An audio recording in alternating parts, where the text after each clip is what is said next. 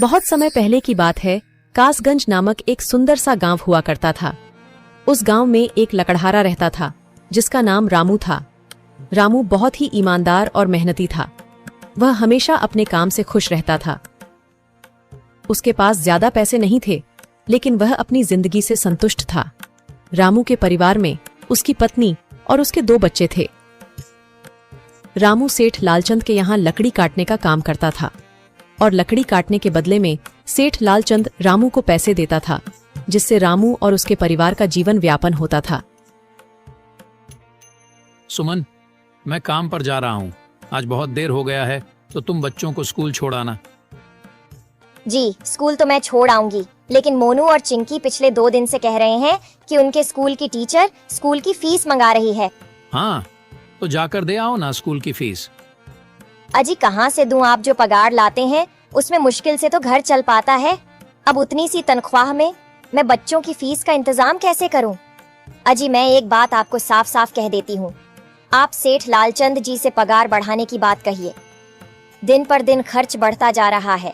बाजार में अगर सब्जी लेने निकलो तो सब्जियों के दाम आसमान छू रहे हैं, और बच्चों की पढ़ाई का खर्चा, घर का खर्चा अब इतनी कम तनख्वाह में कैसे गुजारा होगा? ठीक है, मैं आज ही सेठ जी से थोड़ा पगार बढ़ाने की बात करता हूँ। इतना कहकर रामू काम पर चला जाता है।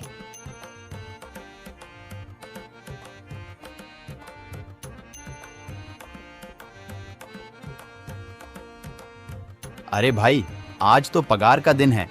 देखो, अब यह सेठ लालचंद कोई ना कोई लोचा जरूर करेगा। हमेशा कोई ना कोई बहाना बनाकर पगार कम कर देता है। और अगली बार तो मेरी आधी पगार काट ली थी, यह कहकर कि जो मैंने लालचंद जी से 200 रुपए उधार लिए थे, उसका ब्याज बढ़कर 1000 रुपए हो गया है। इसलिए मैं तुम्हारी पगार में से 1000 रुपए काट रहा हूँ। हाँ हरिया भाई, तुम एकदम ठीक कह रहे हो। ये सेठ लालचंद ना एक नंबर का चालाक और लालची इंसान है। एक तो दुगुना काम ले लेता है और बदले में पैसे भी पूरे नहीं देता। हाँ भाई, मेरे भी अगली बार सेठ लालचंद ने पगार काट लिए थे। मैंने बस 2 छुट्टी ली थी जब मेरी बिटिया बहुत बीमार थी, और इस लालचंद ने इस बात का फायदा उठाकर मेरी पूरी आधी पगार काट ली। हे भगवान, बस सेठ जी इस बार मेरी पूरी पगार दे दें। बच्चों के स्कूल की फीस भी भरनी है। ऐसे सभी लकड़हारे अपने काम पर लग जाते हैं। काम करने के बाद सेठ लालचंद के पास जाते हैं। सेठ जी, महीना पूरा हो गया है, हमें हमारी तनख्वाह दे दीजिए। देखो भाइयों, अभी मेरे पास तुम्हें देने के लिए पैसे नहीं है। अभी माल नहीं बिका है, सारा माल गोदाम में ही पड़ा हुआ है। कल या परसों तक तुम्हें तुम्हारी तनख्वाह मिल जाएगी। पर सेठ जी, अभी हमारे पास बिल्कुल पैसे नहीं बचे हैं। घर का भी सामान लाना है, बच्चों की फीस भरनी है। अरे मैंने कहा तो सही, 1-2 दिन और रुक जाओ, कल या परसों तक पैसे मिल जाएंगे। अभी मेरे पास पैसे नहीं है। सभी लकड़हारे निराश मन से अपने अपने घर आ जाते हैं। अजी क्या हुआ? इस बार कितना पगार मिला है? सुमन, अभी कोई पगार नहीं मिला। सेठ जी ने कहा है कि 1-2 दिन में पगार मिल जाएगा। पगार नहीं मिला? आपको तो पता है ना, बच्चों की फीस भरनी है। इनकी स्कूल टीचर ने आज साफ साफ चेतावनी दे दी है कि अगर कल फीस नहीं लाई तो बच्चों को घर पर ही बिठा लेना। अब बताओ मैं क्या करूं? मैं क्या करूं सुमन, यह सेठ जी समय पर कभी पैसे देते ही नहीं है। अब तो बस हम इंतजार के सिवा और कुछ नहीं कर सकते। 1-2 दिन की बात है, देख लेते हैं। ऐसे ही 2 दिन गुजर जाते हैं।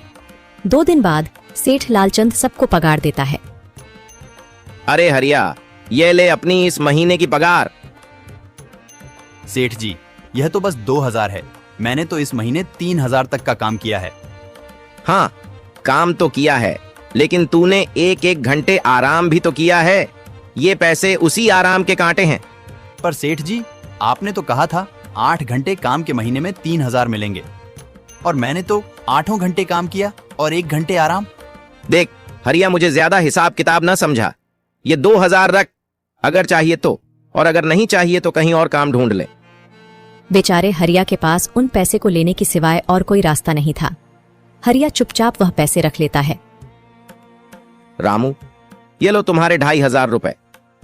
पर सेठ जी, 2500 क्यों? मेरे तो पूरे 3000 बनते हैं ना। मैंने तो कोई छुट्टी भी नहीं की और ना ही कोई आराम। मैंने तो अपना सारा काम समय पर किया है। हाँ, समय पर तो किया है, पर इस समय बाजार में लकड़ियों का दाम काफी सस्ता हो गया है।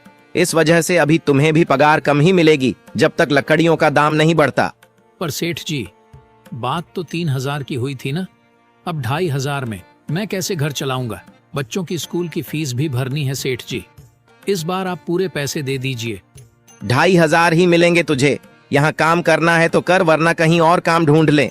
बेचारे हरिया के पास उन पैसे को लेने के सिवाय और कोई रास्ता नहीं था।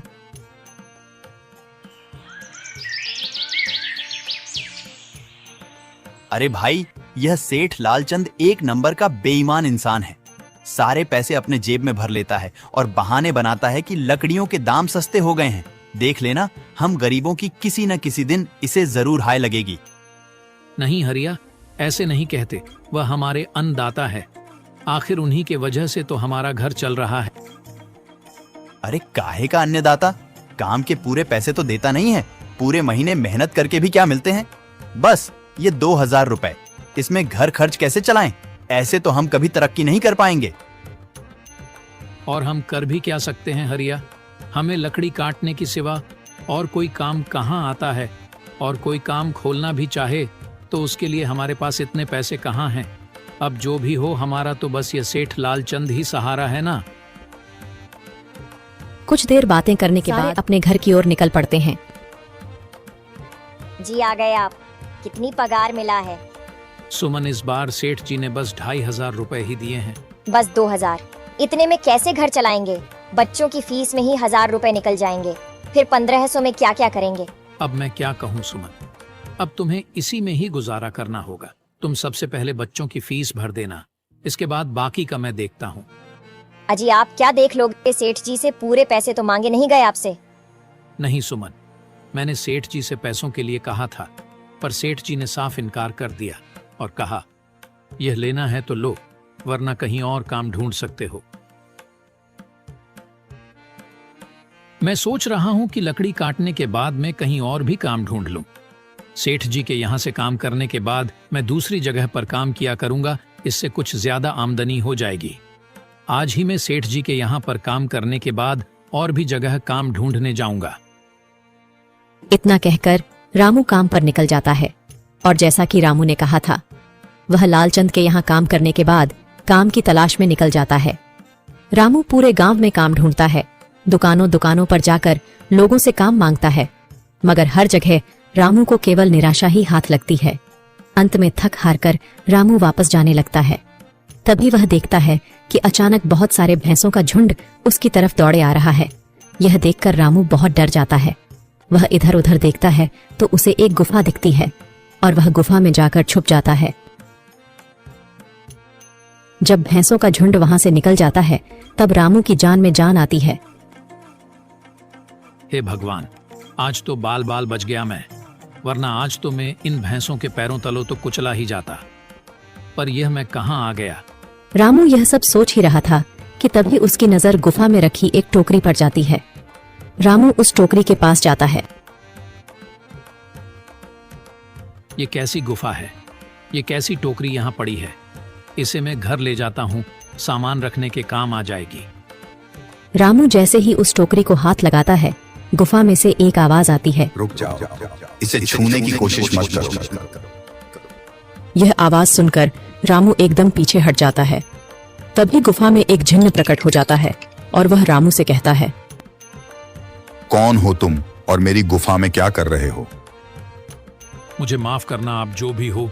कुछ भैंसों का झुंड मेरे पीछे पड़ गया था और उनसे बचने के लिए मैं इस गुफा में आकर छिप गया और फिर मेरी नजर इस टोकरी पर गई। माफ कीजिए, मुझे लगा यहाँ कोई नहीं है तो यह टोकरी किसी की नहीं होगी, इसलिए मैंने इसे छुआ। रामू, तुम्हें डरने की जरूरत नहीं है। मैं तुम्हारे बारे में सब जानता हूं। मेरी नजर एक बार भी जिस पर पड़ जाती है, मैं उसका इतिहास अपनी खुली आंखों से देख सकता हूं। पर आप है कौन और आप इतने विचित्र क्यों दिखाई पड़ रहे हैं? आप अपना परिचय दीजिए, कौन है आप? मैं एक जिन हूं और मैं कई सालों से इस गुफा की रक्षा कर रहा हूं। यह गुफा मेरे पूर्वजों की है। इस गुफा में केवल वही इंसान घुस सकता है जिसका मन बिल्कुल पवित्र हो। अगर तुम अपवित्र होते तो तुम इस गुफा में कभी नहीं घुस पाते। तुम एक सच्चे इंसान हो, इसलिए तुम इस गुफा में घुस पाए और इस टोकरी को छू पाए। अब तुमने इस टोकरी को छुआ है तो यह टोकरी तुम्हारी हुई। नहीं, मुझे ये टोकरी नहीं चाहिए, मैं तो बस देख रहा था। डरो मत रामू, तुम ये टोकरी ले जाओ। ये कोई साधारण टोकरी नहीं है, बल्कि यह जादुई टोकरी है। जादुई टोकरी? क्या यह वही जादुई टोकरी है जिसके बारे में हमारी दादी कहानी सुनाई करती थी कि किसी गांव में एक जादुई टोकरी हुआ करती थी और वह सबकी इच्छाएं पूरी करती थी? हाँ रामू, ये वही जादुई टोकरी है। अब तुम इस टोकरी के मालिक हो। तुम इसके इस्तेमाल से अपनी स्थिति सुधार सकते हो, पर याद रखना, तुम जो भी वस्तु इस टोकरी में एक बार डालोगे, वह चीज ही तुम्हें बार बार इस टोकरी में डालनी होगी। इसके अलावा तुम और दूसरी कोई चीज इस टोकरी में नहीं डाल सकते। अगर तुमने ऐसा किया तो इसका परिणाम तुम्हें ही भुगतना होगा। मेरी इस बात को हमेशा ध्यान में रखना और सोच समझकर बिना लालच किए इस टोकरी में वह ही सामान रखना जिसकी तुम्हें जरूरत हो। रामू टोकरी को लेकर घर आ जाता है। सुमन, ये देखो, ये मैं क्या लेकर आया हूँ। क्या लाए हो आप? बस ये एक टोकरी। सबसे पहले यह बताइए, आप तो काम की तलाश में गए थे ना, तो कोई दूसरा काम मिला कि नहीं? नहीं। अरे सुमन, मेरी पूरी बात तो सुनो। ये कोई ऐसी वैसी टोकरी नहीं है, बल्कि ये एक जादुई टोकरी है। रामू सुमन को वह सारी घटना के बारे में बताता है जो उसके साथ हुई। अच्छा, तो आपका कहने का मतलब है कि इस टोकरी में हमें कोई ऐसी चीज डालनी होगी जिसकी हमें सबसे ज्यादा जरूरत हो। हाँ सुमन, हमें सोच समझकर ही इसमें कोई चीज डालनी होगी। रामू थोड़ी देर सोचता है, फिर उसका ध्यान उन लकड़ियों पर जाता है जो एक बार उसने सुमन को रखने को दी थी। सुमन, तुम्हें याद है, एक बार मैं जंगलों में लकड़ियां काटने गया था तो मुझे एक चंदन की लकड़ी मिली थी और वह मैंने तुम्हें लाकर दे दी थी। हाँ, दी तो थी। तो तुम उस लकड़ी को ले आओ। हम उस चंदन की लकड़ी को ही इसमें डालेंगे और उस लकड़ी से अपना एक व्यापार शुरू करेंगे। सुमन चंदन की लकड़ी को ले आती है और उसे टोकरी में डाल देती है। वह जैसे ही चंदन की लकड़ी उस टोकरी में डालते हैं, उसमें कई सारी लकड़ियां आ जाती हैं। अरे वह, यह तो चमत्कार ही हो गया। ये देखिए, कितनी सारी चंदन की लकड़ियां हो गई। अगर आप इसको बेचेंगे तो इससे काफी अच्छे पैसे मिलेंगे। हाँ राधा, मैं कल सुबह बाजार जाकर इनको बेच आऊंगा और जो पैसे मिलेंगे उससे हम अपने मोनू और चिंकी के स्कूल की फीस भर देंगे और बाकी बचे पैसों को संभाल कर रख लेंगे। अगले दिन रामू लालचंद सेठ के यहाँ काम पर न जाकर चंदन की लकड़ियों को बेचने के लिए बाजार की ओर निकल पड़ता है। वहाँ पर रामू चंदन की लकड़ियों को बहुत ही कम दामों में बेचा, जिसकी वजह से आम लोगों के साथ साथ बड़े व्यापारियों ने भी रामू से चंदन की लकड़ियां खरीदी। लकड़ियों को बेचकर रामू को काफी अच्छे पैसे मिले। पैसों को लेकर चंदन घर आ जाता है। ये देखो सुमन, उन लकड़ियों को बेचकर मुझे कितने सारे पैसे मिले हैं। ये लो कुछ पैसे, इससे तुम कल मोनू और चिंकी के स्कूल की फीस भर देना। अच्छा, तो मैं काम पर जाता हूँ। अजी, आपके पास तो अब यह जादुई टोकरी है, तो अब आपको उस सेठ लालचंद के यहाँ काम करने की क्या जरूरत है?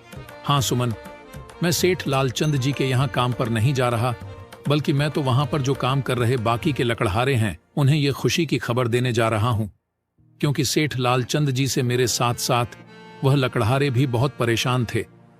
इसलिए अगर मेरा भला हो रहा है तो क्यों ना मैं उन सभी का भला करूं।